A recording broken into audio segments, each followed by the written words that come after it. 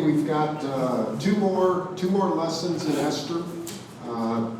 Today we're going to talk a little bit about the Jews killing thousands throughout Persia.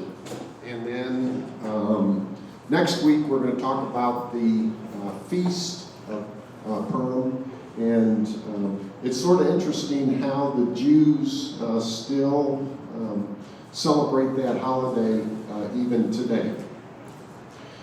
So before we do chapter 9 today, which is the triumph for the Jews, the killing of those that wanted to do harm to them, let's do a quick recap on chapter 8 that we studied last week. So if you turn your Bibles to Esther chapter 8 or your devices, let's see if we can do a quick recap. So the first couple verses in chapter 8, it talks about King Xerxes giving Queen Esther Haman's estate. So you may remember in chapter 7, Haman is put to death, and Esther is given Haman's estate from the king. What two things are given to Mordecai? Signet. Okay, so the signet ring, and of course, signet ring has the power of the king behind it. And then secondly, Esther appoints Mordecai as overseer of Haman's estate. In chapter 8, verses 3 through 6, Esther again has a plea before the king, and that plea is, can we have a new decree to override the decree that Haman had set out? So Haman had set out the decree that the Jews should be killed, destroyed, and annihilated. And Esther goes before the king and asks, can something be done to overrule it? In verses 7 and 8 last week, we talked about how no edict from the king can be eradicated or actually be let go. So it wasn't like the decree that Haman had set out could just be erased or put to the side or no longer in effect. That simply could not be done. So we talked about how in Esther chapter 1, how Queen Vashti, there was a decree that she should never be in the presence of the king.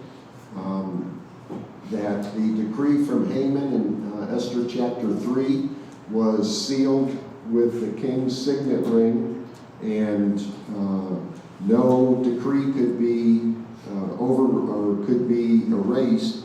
So we needed to issue a new decree that counters Haman's decree, or something that could potentially override it without revoking it.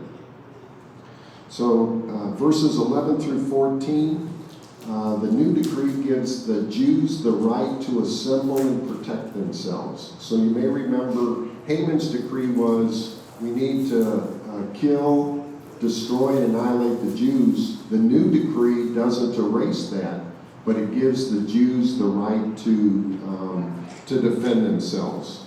In addition to defending themselves, it says that they can do the same, that now they can kill, destroy, and plunder those that want to do, and annihilate those that want to do harm to them. And in addition, they can plunder. And last week we talked about what is plunder. What is plunder? Taking the property. Okay, so they could take the property. They could take the spoils of war. What did the pirates call it? Taking the booty. So you've got, in this decree, the Jews have the right to not only kill those that want to do harm to them, but they can plunder as well. If we go back to 1 Samuel when Saul is instructed to totally destroy the Amalekites, they were not supposed to plunder. And in fact, they did. And that's how the Amalekites and ultimately Haman are still around at this time of Esther. So we talked about some of the contrasts, and this has been brought up a few times in the book. The first part of the book, it's like nothing could go right for Mordecai, for Esther, and for the Jews. And the last part of the book, the tables are completely turned. So 2 months ago, the people were to kill the Jews under Haman's decree, and the non-Jews that this decree went out to were sort of bewildered. They were surprised. They were taken back. And in Esther chapter 3, verse 15, it says the city of Susa was bewildered. And then for the Jews as well as for the non-Jews, when the new edict came out, they were, obviously the Jews were celebrating. So that's what we had talked about last week. Let's jump into chapter 9. And again, this is going to be the Jews defending themselves. So let's read the first 4 verses, verses 1 through 4 of Esther chapter 9. Do I have someone willing to read the first 4 verses? Okay, Teresa. Now in the 12th month, the month of Adar, on the 13th day of Adar, when the king's command and his edict were about to be executed, on the very day that the enemies of the Jews had planned for a massacre of them, it was turned to the contrary, and the Jews had ruled over those who hated them. The Jews gathered together in their cities throughout all the provinces of King Xerxes to lay hands on such as sought their hunt. And no man could withstand them, for the fear of them had fallen upon all the peoples. And all the princes of the provinces, and the chief rulers, and the governors, and they who attended to the king's business helped the Jews, because the fear of Mordecai had fallen upon them. For Mordecai was great in the king's palace, and his fame went forth throughout all the provinces. For the man Mordecai became more and more powerful. Okay, thank you, Teresa. So the 13th day of Adar. Does anyone remember how this became the day that the Jews were to be annihilated and then ultimately the Jews could defend themselves? Does anyone remember how it was? Both edicts indicated it would be on the 13th day of Adar. Anyone remember? Okay. So when Haman first went to the king and didn't give him all the details and in some cases lied, and the king gave him permission to write out this edict, he cast lots, or the Hebrew term was pur, P-U-R. So he cast lots to determine what the date would be.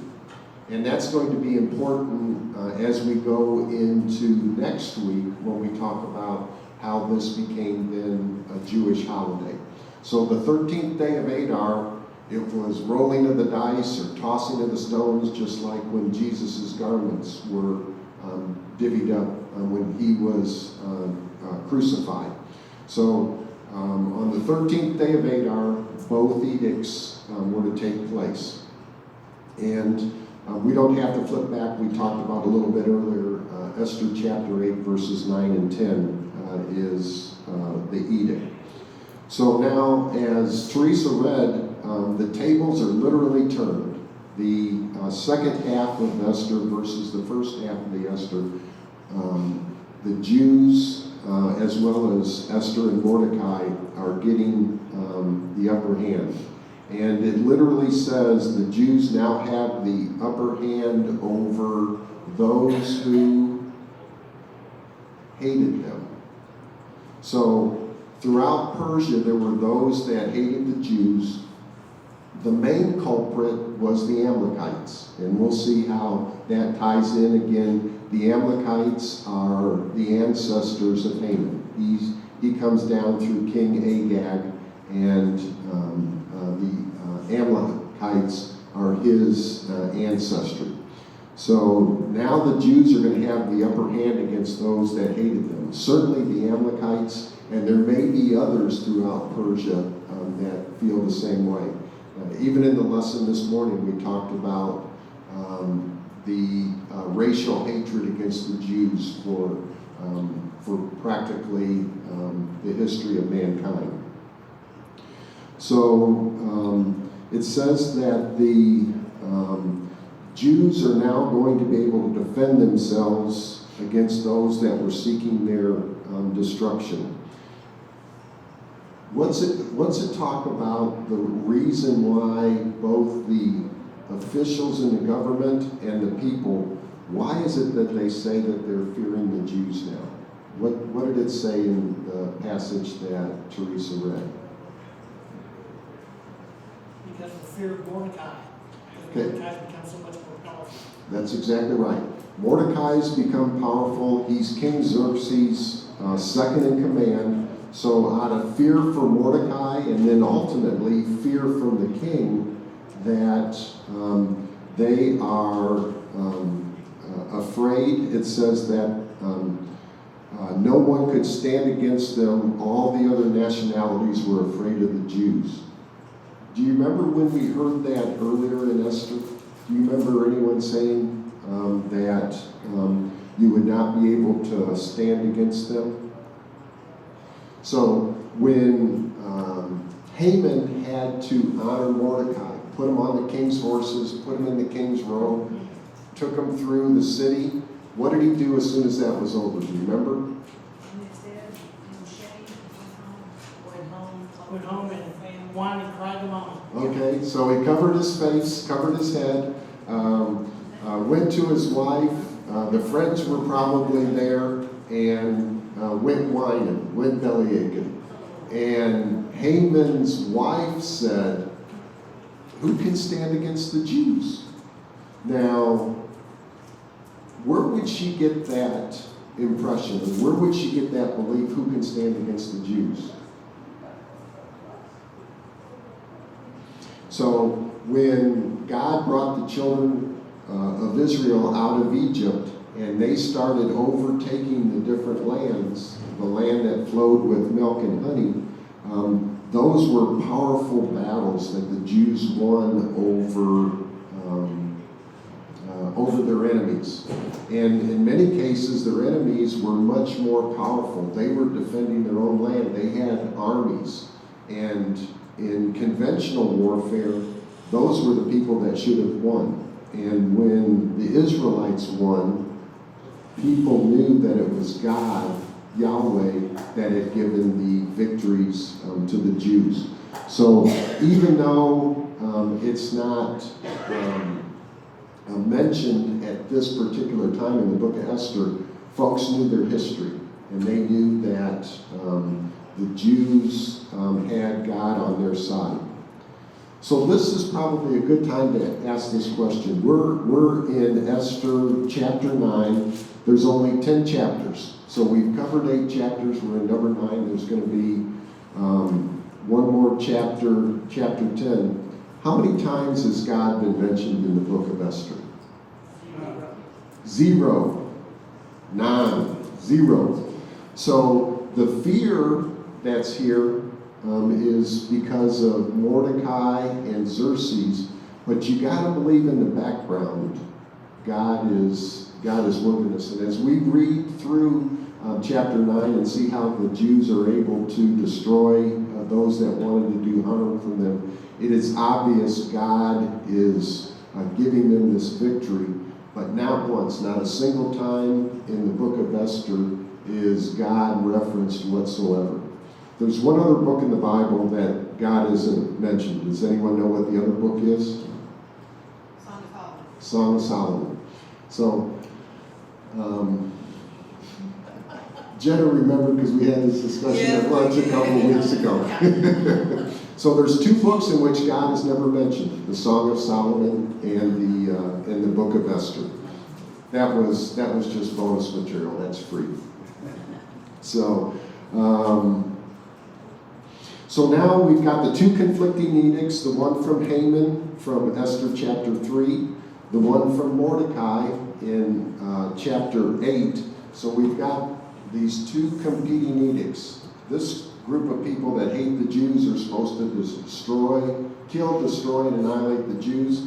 And the Jews are allowed to defend themselves, and they can kill, destroy, and annihilate those who want to do harm to them. And they also have the ability to plunder. So we talked about how God's not mentioned, but let's flip to Genesis 12 and verse 3 real quick. And as soon as someone flips to that, if you would read it for me, please. Genesis 12 and verse 3. God is talking to Abram, who we know will eventually become Abraham. Anyone there? Genesis 12 verse 3. Bob? I will bless those who bless you, and whoever curses you, I will curse. And all peoples on earth will be blessed through you. Okay, so that was the promise to Abram, who later became Abraham. And so you've got to think that God's going to be involved in this. And we're going to find out a little bit later why this is even maybe more so than some of the other battles. So God's going to bless those that bless them and going to curse those that curse them. Let's see here. At the end of the passage that Teresa read, it talks about Mordecai was becoming even more prominent in the palace. His reputation had spread. He was becoming more and more powerful. What other Bible character have we referenced a few times during the study of Esther that there's some parallels there? Who do you think of that was second in command that became more and more powerful as well? Anyone come to mind?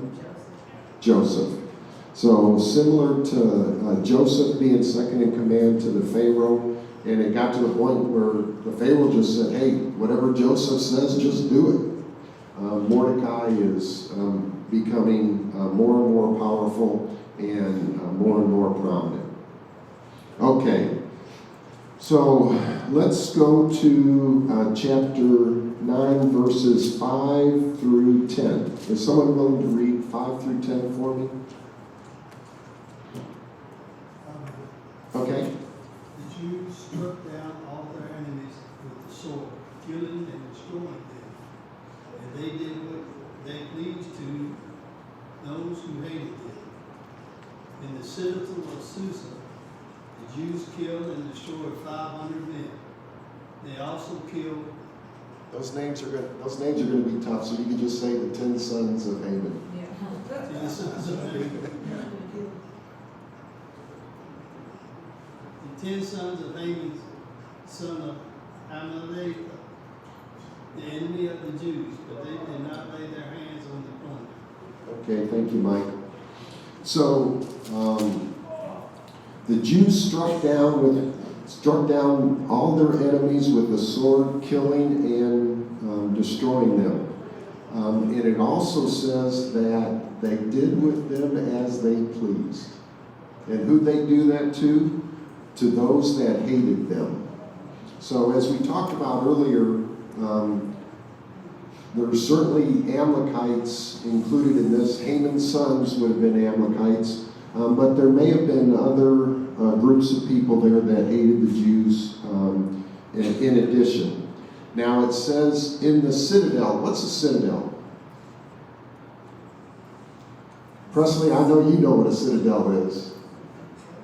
So a Citadel is like a fort. It's where it's usually at a high ground, and more than likely in Susa, that's where the military was.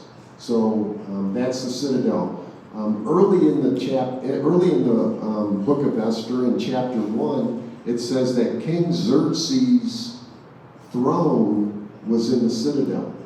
So more than likely, the army, those that were protecting the city, were around the palace where his throne was. So it says that the Jews killed how many at the Citadel? 500. So I'm guessing, it doesn't say this specifically, but I'm guessing since that was the Citadel, more than likely that's where the army was. You would have to think that they were better prepared, better armed. They had the high ground compared to the Jews. It says that the Jews killed them with what? Swords. So the Jews had swords. I don't know what other military items they had. I doubt that they had horses as good as the military had at the Citadel. I doubt if their weapons were good. They had swords. I'm guessing the military would have had bows and arrows in addition to swords. I don't know what else they might have had. Presley? It doesn't mention the military.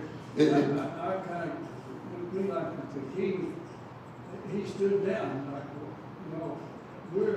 the military is not going to be in this battle. This is the Jews versus their enemies.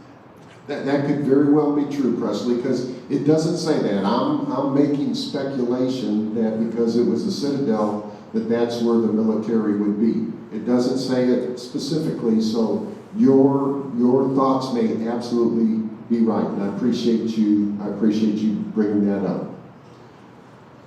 But the 500 were part of the Citadel. They've got the high ground, and the king's palace is in the middle of the Citadel.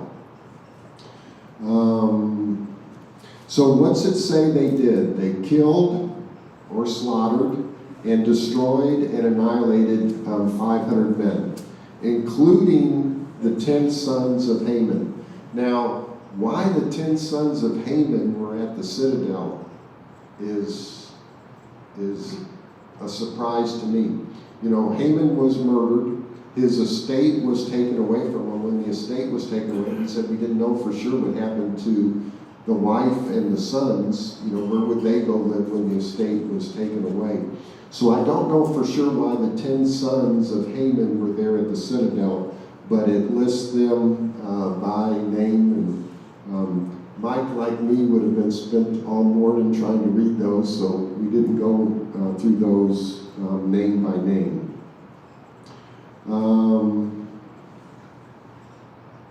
It does indicate that the 10 sons of Haman, what's the description next to Haman after it says the 10 sons of Haman? The enemy of the Jews.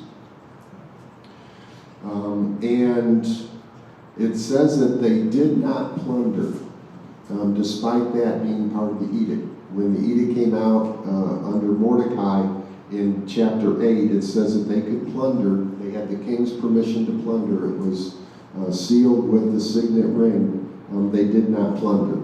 And as we go forward, we'll understand a little bit more the importance of that.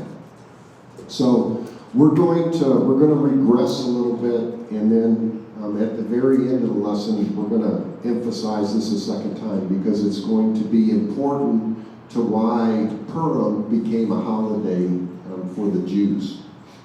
So the Jews had some unfinished business with the Amalekites. If someone would turn to Exodus chapter 17, verses 14 through 16. Exodus chapter 17, verses 14 through 16. So, if we take a look at the verses just prior to this in Exodus, and then the verses just after, Moses is recording laws that God is giving the children of Israel.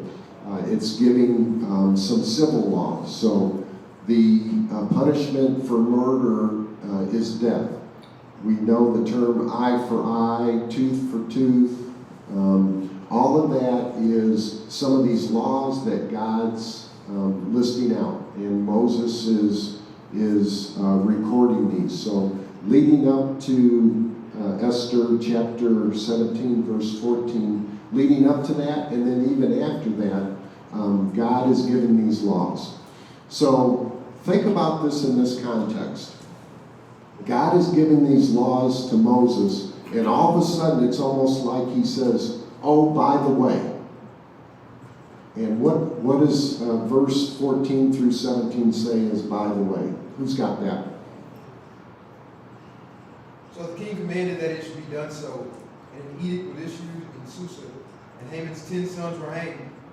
The Jews who were in Susa assembled also on the 14th day of the month. Okay, I messed you up. I'm looking for Exodus, those verses in Exodus chapter 17. Presley? Then the Lord said to Moses, write this on a scroll as something to be remembered, and make sure that Joshua hears it, because I will completely erase the memory of the Amalekites from under heaven. Moses built an altar and called it, the Lord is my banner. Okay. Is there more? He said, for hands were lifted up to the throne of the Lord will be at war against the Amalekites from generation to generation. Okay, thank you, Presley. So God's given all these laws, and it's almost like in the back of his mind, he's got this thing. He says, so by the way, I want the Amalekites destroyed. And who's he want? Make sure Moses tells us to? Joshua. And why Joshua? He's succeeding in Moses. Okay, so Joshua's going to succeed Moses for leading the children of Israel. What is Joshua's profession? Judge. No? He described as a military genius. Military genius. He was the general. So God says, I'm going to tell you what we're going to do. We're going to blot out the memory. Not blot out the Amalekites. We're going to blot out the memory. And make sure that Joshua hears it. Make sure the general and the person that's going to succeed Moses, make sure Joshua hears it. And this is smack dab in the middle of the writing. Yeah. How many folks, well, we're just about everybody in here is older. We got a few younger folks, but has anyone heard the term, got something stuck in your craw? What's that mean, something stuck in your craw? So birds, fowls have like an extra little compartment, and they can store food and seeds in there for later. And sometimes in order to get that out, you got to sort of cough to get it up there. So that stuff's lingering in there. It just seems to me like God has the Amalekites stuck in his craw. I mean, in the middle of giving laws, he's going to say, we're going to make sure we're going to blot out. And then he just goes back to giving the laws. Okay, so 300 years after God says to Moses, we're going to blot out the Amalekites, the time has come. And it's in 1 Samuel chapter 15. So if you'll turn to 1 Samuel chapter 15, now's the time that God wants the memory of the Amalekites blotted out. And who was the first king of Israel? Saul. And why did God allow a king over the Israelites? Did he want a king? No, he didn't want a king. He just wanted God. The Israelites saw all these other nations that had a king, sort of like Haman bellyaching to his wife. The Israelites were bellyaching that we want a king. So God gives them a king. It's King Saul. What do we know about Saul's appearance?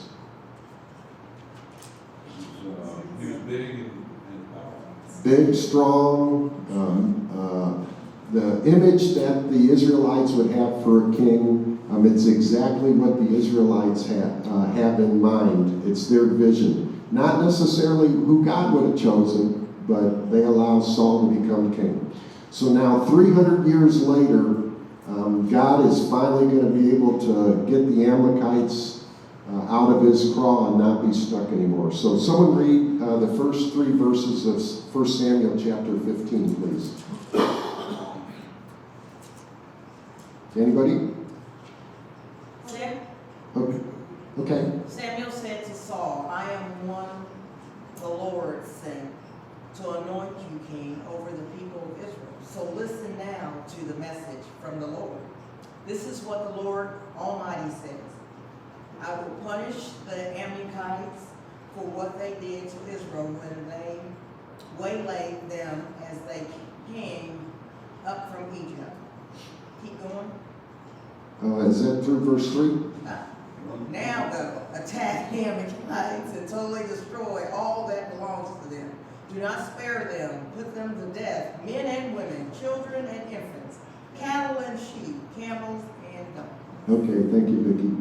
So Samuel comes up and he says, hey, he's the judge, God's appointed one, and he says, I'm the one who the Lord has chosen to anoint you king. And what's number one on the agenda? We're going to go take care of these Amalekites. 300 years ago, I told Joshua about this, and the reason I told Moses to tell Joshua, and the reason I told him that is when the Israelites came out of Egypt, the Amalekites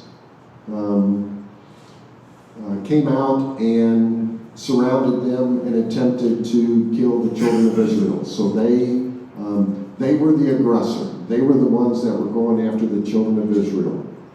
So God says, destroy everything, including the animals, the wives, the kids. I want them blotted out. Do not spare them. So 1 Samuel 15, verses 17 through 19. How well does Saul do? 1 Samuel 15, 17 through 19. Bob? Samuel said, although you were once small in your own eyes, did you not become the head of the tribes of Israel? The Lord anointed you king over Israel. And he sent you on a mission, saying, go and completely destroy those wicked people, the Amalekites. Wage war against them until you have wiped them out. Why did you not obey the Lord? Why did you not counsel the plunder and do evil? Why did you counsel the plunder and do evil in the eyes of the Lord? Okay, then Bob, if you'd also drop down and read verse 26. But Samuel said to him, I will not go back with you. You have rejected the word of the Lord, and the Lord has rejected you as king over Israel. Okay, so God said, wipe it out. Saul decided to spare King Agag. He decided to bring back the best of the animals, the cattle, the sheep, whatever. He did not completely destroy. So 300 years later, when it's finally come time to kill the Amalekites, Saul doesn't do what God asks. He spares the king and he brings back some of the plunder. So in verse 26, God decides, Saul, you didn't do what I asked, you're no longer king. So that's some of the background. That's some of the long-term hatred with the Amalekites. So let's go back to Esther. We're in chapter 9, and would someone read verses 11 and 12?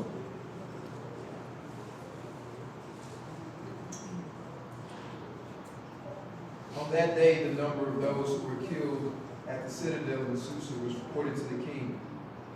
The king said to Queen Esther, the Jews have killed and destroyed 500 men and the 10 sons of Haman at the Citadel in Susa. What then have they done in the rest of the king's provinces? Now, what is your petition? It shall even be granted you. And what is your further request? It shall also be done. Thank you.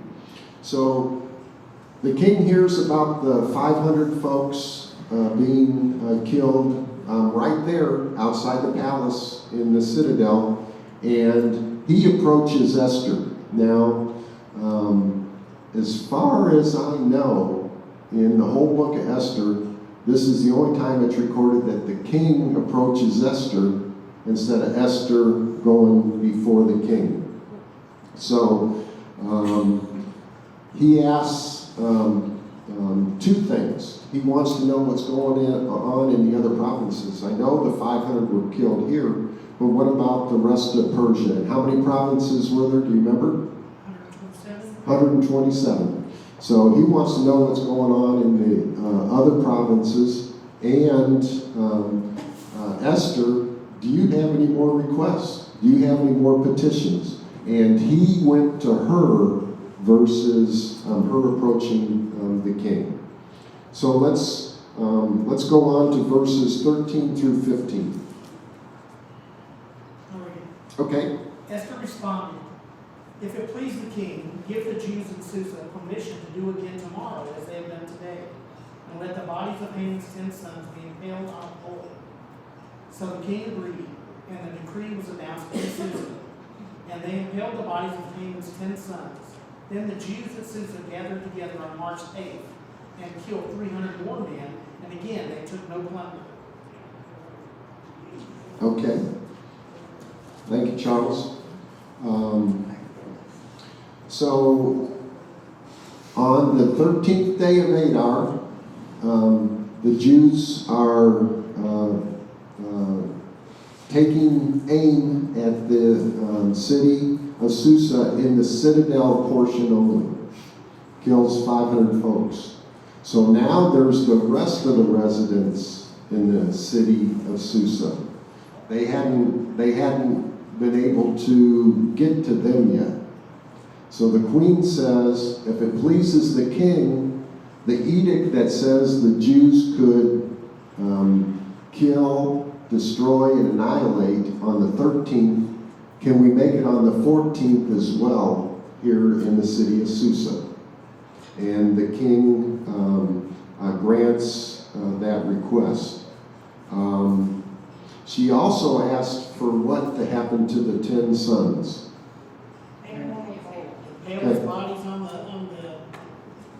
pole. So remember we had the 75-foot poles, and that was Haman had put up to have Mordecai impaled on it, and he eventually was. So I don't know if they had to put up 9 more poles, but all 10 sons. You know, I don't know if they lined them up like shish kebab. You know, if it's 75-foot pole, you could get quite a few on there, right? Or whether they put up 9 more poles, but they were impaled. Now, we talked about it before. That was if Persia in the time of King Xerxes in Persia, if they really wanted to make an example of someone, that's how they killed them. They put them on the pole alive, and then they would ultimately die from that. And of course, that's what Haman had planned for Mordecai, and the tables were turned, and that's how Haman died. It wasn't uncommon for the display of someone dead, for emphasis, for the Jews to do that. But they never killed them in that manner. They only put them up for display after they were killed. So that's what they wound up doing to the 10 sons. The king commanded it to be done. So on the 14th day of Adar, now the Jews are going to be able to slaughter, kill, destroy, and annihilate another 300 in the city. So in addition to the 500 in the Citadel, another 300 in the city, and it specifically says again, they did not plunder. The version that Charles read said that this took place on what day? March the 8th. March the 8th. And if we go back a few weeks, you may remember we talked about the Jews used a calendar that was based on the rotation of the moon around the earth. So it was 29 and a half days. We use a solar calendar with 365 days in a year. So the March 8th date that Charles read is the same as the 14th day of Adar. during this time. And of course, just like Easter, Passover and Easter changes every year. It could be sometime between March and April. That wouldn't necessarily be March 8th in 2022. So Chuck, does it say, and I missed it, why they're not taking any plunder? I'm glad that you asked that question, because that's going to be the icing on the cake at the end of the story. Okay, all right. Okay, so now let's go to stay in Esther chapter 9, verses 16 and 17. Anyone willing to read those two verses? I'll do it. Okay. Meanwhile, the remainder of the Jews who were in the king's provinces also assembled to protect themselves and get relief from their enemies. They killed 75,000 of them, but did not lay their hands on the plunder. This happened on the 13th day of the month of Adar, and on the 14th day, they rested and made it a day of feasting and joy. Okay, so meanwhile, how many times have we read a novel or a book and, they're jumping back between the different scenes and it says meanwhile. So meanwhile is referencing the 13th day of Adar and the 14th day of Adar. So in the city of Susa, on the 13th day, the Jews wipe out 500 at the Citadel. On the 14th day, they wipe out another 300 in the rest of the city. So that's what happened in Susa. The king had asked, what happened in the other provinces? There's 127 of them. And so we get the answer starting with the word meanwhile. So meanwhile, on the 13th day of Adar, it says that the Jews in the other provinces assembled to protect themselves. They killed, slaughtered, destroyed, annihilated how many folks? 75,000. That's a lot of folks. You think about it, was 800 in the city of Susa, both between the city and the Citadel. In the remaining provinces, 75,000. And again, it was the people that hated the Jews. So we know the 75,000 included Amalekites for sure. No doubt about that. And as we talked about earlier, it may included some other nationalities within the city, or within the Persian Empire. What did it make sure it said? They did not lay plunder. So in all 127 provinces, the Jews killed those that hated them, but they did not take any plunder in all 127 provinces.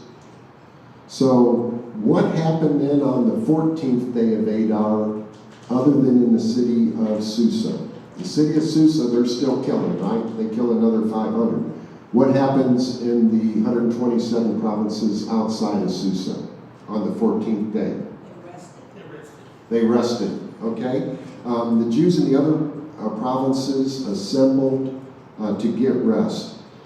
Someone turn to Deuteronomy 25:19.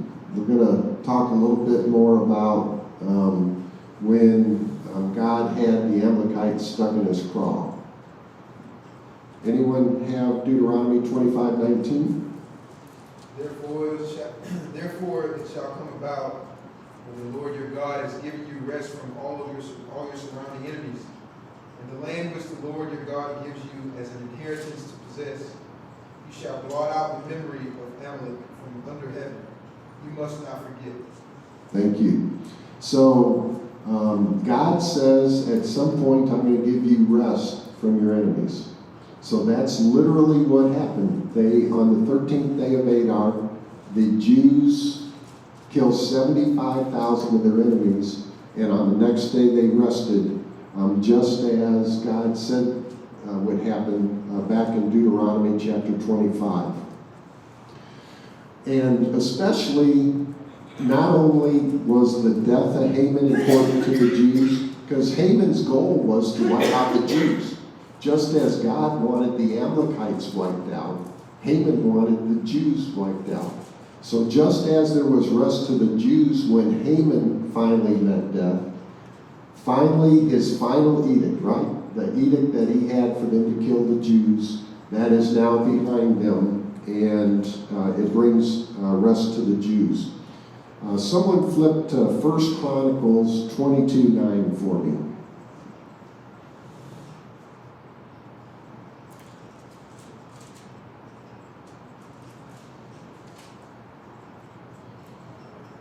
First Chronicles 22:9. Anyone have that? Okay, Teresa. Behold, a son shall be born to you, who shall be a man of peace. I will give him rest from all his enemies round about. For his name shall be Solomon, which means peaceable, and I will give peace and quiet to Israel in his days. So during Solomon's reign, it was a peaceful time. There was not war. And God often references trying to have rest or trying to have peace to the Jews. And then many times in the New Testament, as Jesus was doing his ministry, he talked about rest and peace as well. Okay, so we've made it through Esther to the point where the Jews have now been able to destroy their enemies.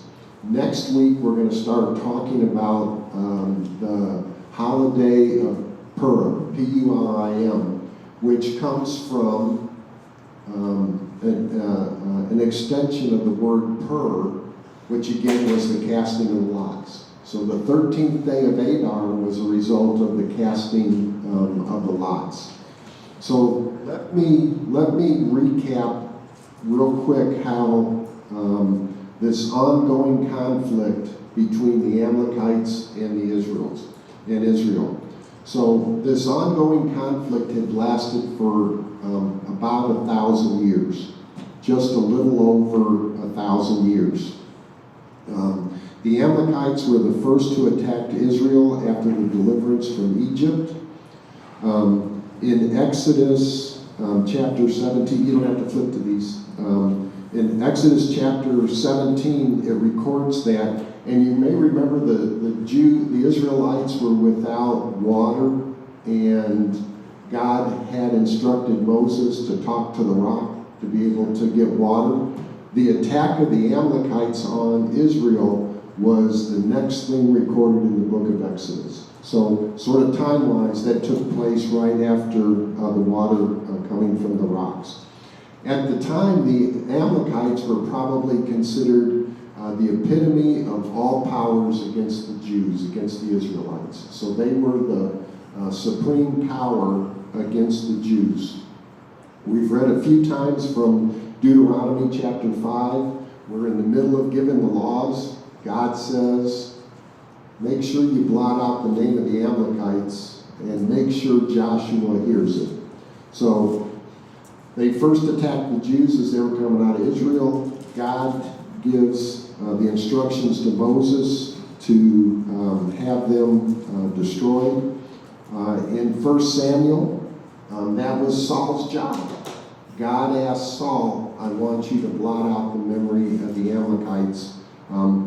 As a result of him not doing exactly what God said by doing two things. What were the two things he did that violated what God wanted? Kept King Agag and plundered. So here we now, let's see, this would now be an additional, it was 1,000 years from the time that they attacked Israel. We're now 1,000 years later in the book of Esther, and finally the Jews get rid of Haman, and the Jews get rid of the Amalekites. And between Esther's pleading with the king and Mordecai, his influence, the conflict ends after 1,000 years. And again, not a single time in Esther is God mentioned. So It says at the last verses that we read that the Jews rested and made it a day of feasting and joy, and the tradition of the Purim celebration begins.